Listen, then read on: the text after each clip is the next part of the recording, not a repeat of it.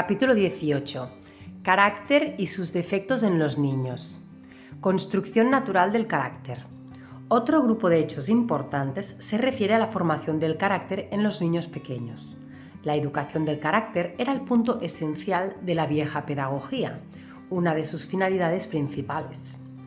Pero al mismo tiempo, esta pedagogía no daba una definición clara del carácter, ni daba un método para educarlo. Se limitaba a decir que la educación mental y la práctica no bastaban y que había que considerar además esta incógnita. Esta X, indicada por la palabra carácter, estos viejos educadores aún muestran una cierta intuición en la intención, porque lo que querían era la realización de los valores humanos. Pero si quieren alcanzar este valor, no saben cómo hacerlo. Se da valor a cierto orden de cosas, como las virtudes: valor, constancia, seguridad de lo que uno debe hacer, relaciones morales con los semejantes, porque en la cuestión del carácter tiene gran importancia la educación moral. En todo el mundo, por lo demás, las ideas respecto a la esencia del carácter son muy vagas. Aunque filósofos y biólogos se hayan ocupado del argumento de la antigüedad, aún no se ha llegado a una definición precisa de lo que es el carácter. Desde los tiempos griegos hasta hoy, desde Teofrasto hasta Freud y Jung, existen múltiples tentativas de determinarlo, pero como declara con justicia Rumke, siempre estamos en el estadio de las tentativas. Aún no se ha construido un concepto definido que pueda ser aceptado por todos los científicos. En cambio, estos presienten la importancia de este conjunto, intuido, que se llama carácter. Bajo esta palabra se ha considerado, según los estudios más recientes, elementos físicos, morales e intelectuales, la voluntad, la personalidad y la herencia. Puede decirse que casi se ha fundado una rama científica sobre el estudio del carácter, cuando Bahnsen, en 1876, disculpadme los nombres, B-A-H-N-S-E-N, Bahnsen, en 1876 introdujo por primera vez la palabra caracterología. Y los demás modernos estudiosos e innovadores aportaron sus contribuciones a este campo de elaboraciones más que conocimientos determinados. Todos parten del hombre, bien como figura abstracta, bien como persona concreta. Incluso los que se han referido a la educación, tanto desde un punto de vista religioso como desde un punto de vista positivo, generalmente han descuidado en sus investigaciones a los niños pequeños, aunque muchos hablen de herencia y por tanto de influencias que preceden al nacimiento. Por tanto, en el conjunto hay un salto de la herencia a la formación de la personalidad y queda un vacío inexplorado que muy pocos se proponen estudiar. En cambio, este fue el terreno de nuestras investigaciones y fue una contribución que dio espontáneamente el niño, el cual nos indicó nuevos conceptos sobre la cuestión no definida del carácter. Es decir, nos permitió ver la cuestión como una construcción natural del carácter y su desarrollo a través de esfuerzos individuales que realmente no se refieren a algunos factores de educación, sino que dependen de la energía vital creativa y de los obstáculos que se pueden encontrar en el ambiente. Por ello, nuestro interés se dirigió a observar e interpretar el trabajo que hace la naturaleza al construir el hombre desde el nacimiento por su lado psíquico, y dedicamos especial atención al niño pequeño, al recién nacido, cuyo carácter y cuya personalidad se hallan a cero, hasta la edad en que empieza a definirse una personalidad, porque a partir del inconsciente existen sin duda leyes naturales, comunes a todos los hombres y que determinan el desarrollo psíquico, mientras que en cambio las diferencias individuales dependen en gran parte de las vicisitudes de la vida en el ambiente, de los rápidos progresos o de las caídas o regresiones vicisitudes psíquicas que hacen que el individuo avance entre obstáculos que se oponen a la vida. Sin duda, este principio debe ser capaz de orientar las interpretaciones sobre el carácter a través del desarrollo en las sucesivas edades hasta la madurez del hombre, Por tanto, equivale a considerar la vida que se desarrolla como base esencial y como guía entre las infinitas variaciones que pueden presentar los individuos en su esfuerzo de adaptación. Desde el punto de vista de la vida, podemos considerar todo lo que hace referencia al carácter como comportamiento del hombre. Como ya he dicho, la vida del individuo de los 0 a los 18 años se puede dividir en 3 periodos, de 0 a 6 años, que constituye el tema de este libro, de 6 a 12 y finalmente de 12 a 18. Cada periodo puede dividirse en 2 fases secundarias. Si consideramos estos grupos por separado, el tipo de mentalidad que representa cada uno es tan distinto de los otros 2 que da la impresión que se trata de individuos distintos. Como hemos visto, el primer periodo es un periodo de creación, en el que encontramos las raíces del carácter, por cuanto apenas nacido el niño no lo posee. El periodo que va de los 0 a los 6 años es por tanto la parte más importante de la vida, incluso por lo que se refiere al carácter. Todo el mundo ha reconocido que a esta edad el niño no puede ser influido por el ejemplo o por la constricción externa. Por tanto, debe ser la naturaleza la que pone los fundamentos del carácter. A esta edad, el niño no comprende las distinciones entre el bien y el mal. Vive fuera de nuestra concepción moral de la vida. En efecto, no llamamos al niño de esta edad malo o malvado, sino travieso, o sea que queremos indicar que es una conducta infantil. Del mismo modo, en este libro no hablaremos del bien y del mal ni de moralidad. En el segundo periodo de los 6 a los 12 años, el niño empieza a ser consciente del bien y del mal, no solo en sus propias acciones, sino también en los de los demás. El problema del bien y del mal es característico de esta edad. La conciencia moral se forma en esta edad y más tarde conduce a la conciencia social. En el tercer periodo, de los 12 a los 18, surge el sentimiento del amor al propio país, el de pertenecer a un grupo y el del honor del mismo. Ya he indicado el hecho de que, aunque el carácter de cada periodo sea radicalmente distinto del de los otros 2, cada uno pone los fundamentos del sucesivo. Para que se pueda desarrollar normalmente en el segundo periodo, es necesario que se desarrolle bien en el primero. También la oruga y la mariposa son muy distintas en su aspecto y sus manifestaciones, y sin embargo la belleza de la mariposa es consecuencia de su vida en el estado de oruga. No puede provenir de la imitación del ejemplo de otra mariposa. Para construir el futuro es necesario vigilar el presente. Cuanto más cuidamos las necesidades de un periodo, mayor éxito tendrá el periodo siguiente. La vida empieza con el acto de la concepción. Si la concepción resulta de la unión de 2 seres sanos, no alcoholizados ni degenerados, el individuo que nacerá estará libre de ciertas taras. El modo en que se desarrolla el embrión se haya condicionado por tanto a la concepción. Luego el niño podría ser influido, pero solo por el ambiente, o sea, durante la gestación por las condiciones de la madre.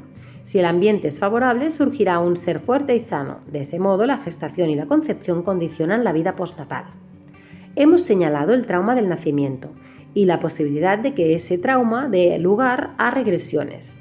Las características de estas regresiones son graves, pero no son las del alcoholismo o las enfermedades hereditarias como la epilepsia, etc. Después del nacimiento vienen los años determinantes de que ya hemos ocupado. Durante los 2 o 3 primeros años actúan sobre el niño influencias que pueden alterar el carácter en la vida futura. Si el niño ha sufrido algún trauma o experiencia violenta o ha entrado obstáculos considerables durante este periodo, pueden surgir desviaciones. Por esto, el carácter se desarrolla en relación a los obstáculos encontrados o a la libertad que ha favorecido su desarrollo. Si durante la concepción, la gestación, el nacimiento y el periodo siguiente el niño ha sido tratado científicamente, a la edad de 3 años debería ser un niño modelo. Este ideal de perfección nunca se alcanza, ya que entre otras razones siempre surgen muchos obstáculos. A la edad de 3 años los niños presentan características distintas unos de otros y de importancia distinta, y no solo según la seriedad de la experiencia, sino sobre todo según qué época de la vida ha presenciado esta experiencia. Si las características son debidas a dificultades después del nacimiento, serán menos graves que las contraídas durante el periodo de gestación, y estas a su vez serán menos graves que las del periodo de la concepción. En el cuadro de las posibilidades que ha de corregir los defectos del niño, prácticamente resulta que los defectos adquiridos durante el periodo postnatal de 0 a los 3 pueden ser corregidos en el periodo siguiente de 3 a 6, pues la naturaleza ha dispuesto que este periodo sea especialmente activo para estos fines de perfeccionamiento.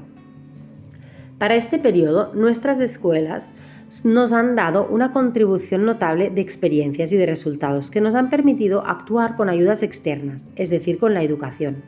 Pero si los defectos aparecidos entre los 0 y los 3 no se corrigen durante este periodo por negligencia o por un tratamiento equivocado, no solo permanecerán, sino que empeorarán. Así, a los 6 años se puede tener un niño con desviaciones del periodo de los 0 a los 3 y con las nuevas taras adquiridas en el periodo siguiente.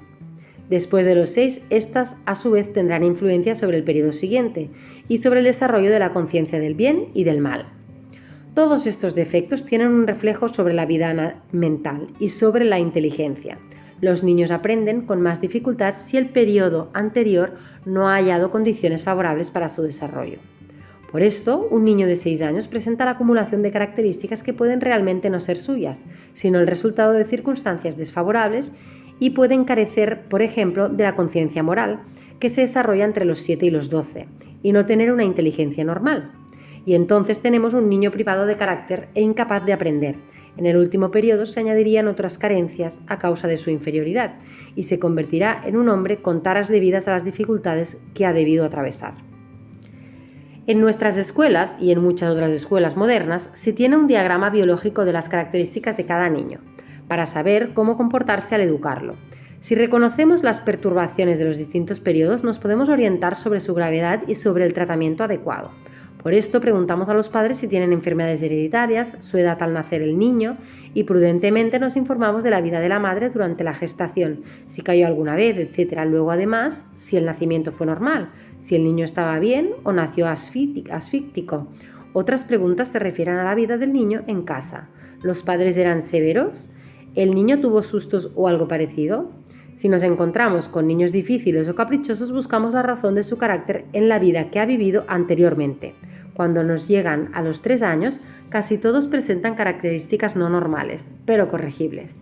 Consideremos ahora brevemente los tipos más comunes de desviaciones del carácter. La idea general es la de considerar los defectos de los niños de esta edad uno a uno, intentando corregirlos directamente y por separado.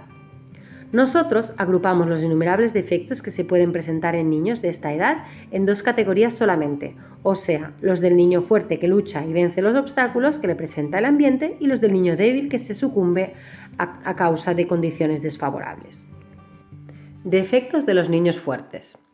La primera categoría presenta caprichos violentos, arranques de ira, actos de rebelión y de agresión. Una de las principales características de estos niños es la desobediencia y otra el instinto de destrucción. También hay un deseo de posesión y por tanto egoísmo y envidia. Esta última no se manifiesta pasivamente, sino con la tentativa de apoderarse de lo que tienen los demás niños. Inconstancia, muy común en los pequeños. Incapacidad de atención, dificultad para coordinar los movimientos de las manos de modo que los objetos les caen y se rompen. Mente desordenada, fuerte imaginación. Con frecuencia gritan, berrean y hacen mucho ruido, molestan, atormentan y con frecuencia son crueles con los niños débiles y con los animales. Es frecuente en ellos la glotonería. Defectos de los niños débiles. Los que pertenecen a la segunda categoría son tipos pasivos y presentan defectos negativos. Indolencia e inercia. Lloran para obtener cualquier cosa e intentan hacer trabajar a los demás en su lugar. Quieren que se les divierta y se aburren con facilidad. Tienen miedo de todo, se agarran a los adultos. A menudo son embusteros, una forma pasiva de defensa, y roban, otra forma de apoderarse de lo que pertenece a los demás, etc. También puede darse el caso de que el niño presente algunas características físicas defectuosas que tienen un origen psíquico. Así, por ejemplo, rechazan la comida y los alimentos, o al contrario, la excesiva glotonería. También las pesadillas, el miedo a la oscuridad, los sueños agitados que producen daño al físico y provocan anemia. Algunas formas de anemia y de trastornos del hígado son debidos precisamente a hechos psíquicos. También se manifiestan formas nerviosas. Todas estas anomalías que tienen un origen psíquico generalmente son incurables con los medios que ofrece la medicina común. Estas características entran en el cuadro de los problemas morales del comportamiento y en general de los defectos del carácter. Muchos de estos niños, especialmente del tipo fuerte, no son considerados por la familia como una bendición. Los padres intentan liberarse de ellos y procuran confiarlos a niñeras o a las escuelas y por tanto se convierten en huérfanos con los padres vivos. Son enfermos a pesar de tener un cuerpo sano e inevitablemente tendrán mala conducta. Los padres no saben qué hacer con ellos, algunos piden consejo, otros intentan resolver su problema sin ayuda. Algunas veces se deciden por la severidad, convencidos de que este es el modo en que sus niños se corregirán. Recurren a todos los medios, bofetadas, gritos a la cama sin cenar, pero los niños son cada vez más feroces y malos, o bien presentan el equivalente pasivo del mismo defecto. Entonces se intenta la táctica persuasiva, se les razona y se hace un llamamiento a su afecto. ¿Por qué haces sufrir a tu mamá? Y finalmente los padres dejan de preocuparse. Los niños de tipo pasivo generalmente no atraen la atención de los padres y no constituyen un problema. La mamá piensa que su niño es bueno y obediente, ya que no hace nada malo. Cree que está junto a ella por afecto. Le quiere tanto, dice, que no quiere irse a la cama sin ella, pero luego se da cuenta de que está atrasado en los movimientos y en hablar, que es débil al andar. Es sano, pero es tan sensible que tiene miedo de todo, ni siquiera tiene ganas de comer. Es un niño verdaderamente espiritual. Para inducirle a comer siempre tengo que contarle algún cuento. Será un santo o un poeta. Finalmente piensa que se halla enfermo y llama al doctor. Más o menos las enfermedades psíquicas hacen las fortunas de los pediatras. Todos estos problemas son solucionables si conocemos cómo se desarrolla el ciclo de la actividad constructiva de cada niño. Sabemos que todos los defectos del carácter son debidos a un tratamiento equivocado que ha sufrido el niño durante el primer periodo. Cuando los niños han sido olvidados en ese periodo, su mente se halla vacía, porque no ha tenido ocasión de construirla. Esta mente hambrienta, por la que actualmente se interesan muchos los psicólogos, es la causa principal de muchos males. Otra causa es la carencia de actividad espontánea regida por los impulsos constructivos. Pocos de estos niños han podido hallar las condiciones necesarias para un pleno desarrollo. A menudo se han encontrado aislados y casi adormecidos. Los adultos lo han hecho todo por ellos y por tanto no han podido realizar libremente sus ciclos de actividad. Por eso se han convertido en seres pasivos e inertes. No se les ha dado posibilidad de observar. Por eso se han convertido en esos seres. No se les ha dado la oportunidad de observar los objetos que les eran arrebatados de las manos. No podían tocarlos y al querer tenerlos, cuando conseguían coger una flor o un insecto, no sabían qué hacer con ellos y lo hacían a pedazos. Incluso la causa del miedo puede hallarse en el primer periodo.